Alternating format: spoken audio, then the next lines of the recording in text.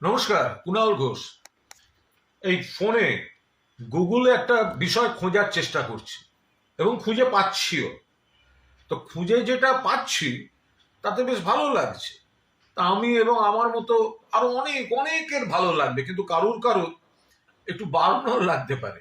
তো আমি ভাবছি এই খোঁজার ব্যাপারটা আপনাদের সামনে একবার করি, তাহলে আপনারাও একবার নিজেরা খুঁজে একবার দেখতে পারেন কি উত্তর পান। দেখুন, আমি গুগলে গেলাম এবং গুগলে আমি টাইপ করছি সেফেস্ট সিটি ইন ইন্ডিয়া, অর্থাৎ ভারতবর্ষের নিরাপদতম শহর, সেটা আমি খুঁজছি গুগলে।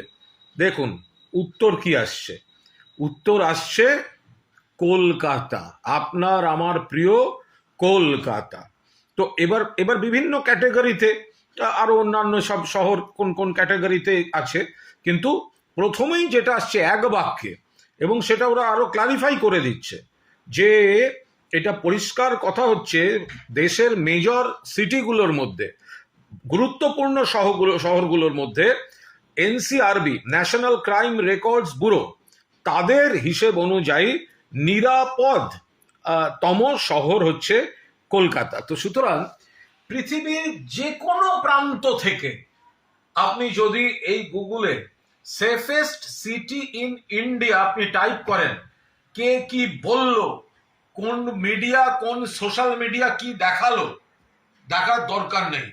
আপনি নিজের হাতে আপনি টাইপ করুন এবং সেক্ষেত্রে যে কলকাতায় যে নিরাপদতম, সেটা কিন্তু আপনি নিশ্চিত হয়ে যাবেন। এবং কলকাতাবাসী যারা রয়েছেন তারা তাদের অভিজ্ঞতা থেকে জানেন।